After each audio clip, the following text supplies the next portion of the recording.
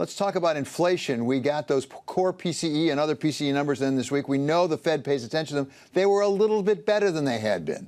Yeah, they were. I don't think one should make too much of that. I think we are still a substantially unsustainable inflation country unless the economy turns down fairly hard in response to the credit issues raised by the banking system. And we don't know yet whether that's going to happen. So in a sense, the outcomes here are a bit bifurcated.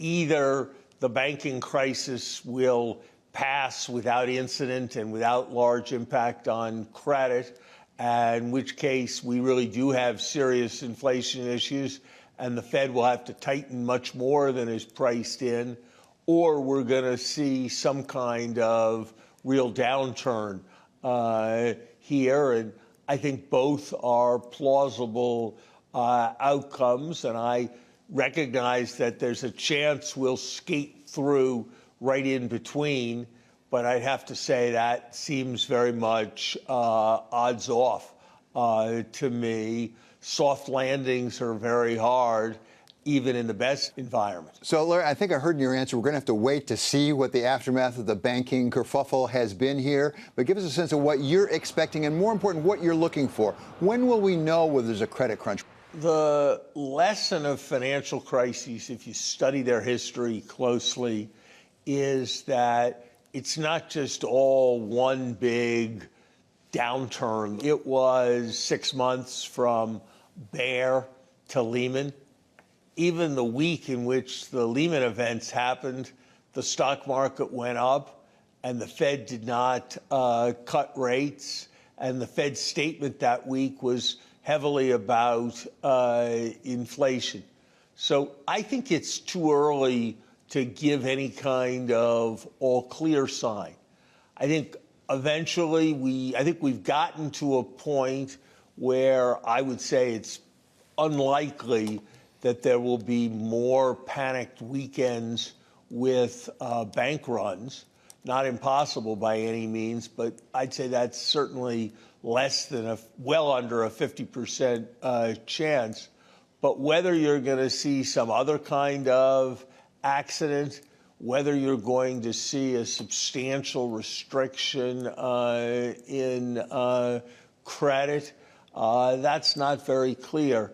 When you have a series of earthquake tremors, one's certainly hearing many anecdotes around constriction of credit.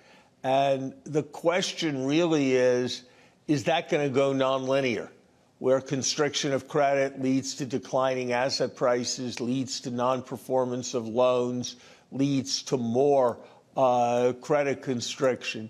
And I don't think we know yet whether it's going to go nonlinear. And I think we're going to be much of the way through the summer before I would feel comfortable being confident that it wasn't going to go nonlinear. Larry, one thing we do know at this point is that the FDIC is on the hook for a lot of money for guaranteeing all those deposits, in the billions of dollars here. What do you make of the financial aspect of this, what the FDIC is putting up, as opposed to what some of the banks are benefiting from? I'm surprised by how much the FDIC has had to spend on these resolutions relative to the things that were being said earlier. They were hoping to sell SVB as a whole entity, and then in order to get somebody to buy it, they had to chip in a set of stuff that was cumulatively worth $20 billion. The arithmetic is similar relative to the scale of the bank at Signature Bank. There are a lot of questions about those transactions. I'm still confused about why the holding company debt of SVP is still being valued in a meaningful way. And I will want to see assurance that no executive there is getting deferred compensation. But these were stunningly expensive transactions.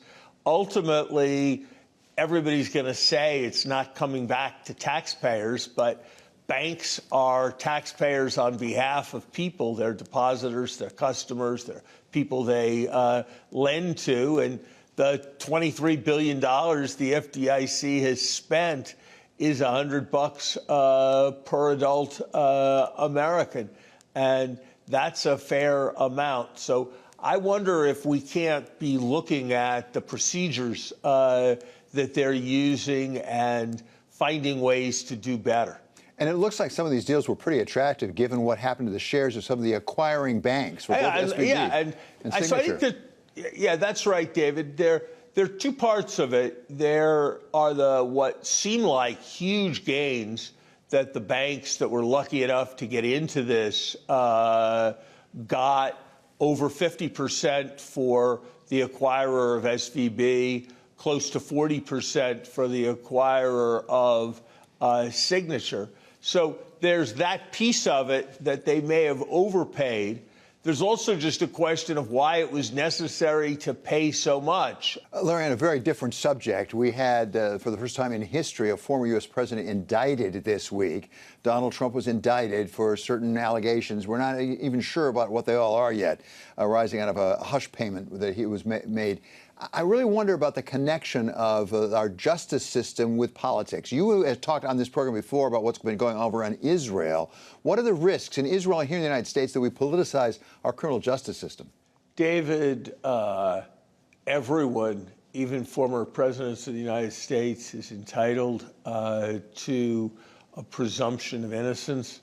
God knows I don't know the facts of those matters. What I think we saw in Israel was that when there was a sense of the intertwining of politics and the basic rule of law and the judicial function, that had, in addition to all the other consequences, really quite problematic financial and economic consequences. And so I hope all the actors in this, both President Trump and those who feel loyalty to him and those involved in carrying out this prosecution, will be doing their very best to keep politics out of it, to act in ways that will provide reassurance that it is the rule of law that's being elevated rather than the political side, because ultimately the ability to have a viable market economy rests on there being confidence in the judiciary. And finally, Larry, we're going to try something new here that you suggested, sort of a quick round, lightning round of some issues and people and whether you are long or short on them. Let's start, first of all, with foreign direct investment in China. We had the premier over there, Li Ching, this week, really make a case for why there should be more foreign investment in China. Long or short? Short. Deeds, not words, are most important, and I think there are just enormous uncertainties about everything Chinese and about the Western response, and that's going to chill investment substantially. Larry, you brought ChatGPT to Wall Street Week, and now we have something like 1,100 tech people who are writing a letter saying, let's hold off on this ChatGPT 4. Let's make sure we know what we're doing before we keep moving forward. Are you long or short today on ChatGPT? I'm long its continued development. One of the important developments in the last several weeks has been the engineering of the technology so that it can be used on much smaller computers. And that means the genie's out of the bottle. There are going to be all kinds of people doing all kinds of things. And I think that this is going to be a story like other technology stories. It may take longer to happen than you think it will, but ultimately it will happen faster and more pervasively than you thought it could. And finally, Larry, we talked about golf a fair amount. I know you're an avid golfer. We've got the Masters coming up next week. We've got two favorites right now, according to the betting odds. They are Scottie Scheffler and Rory McIlroy. Are you long or short Rory McIlroy? I'd be long Rory. I think he's overdue. And I think this may well be his moment.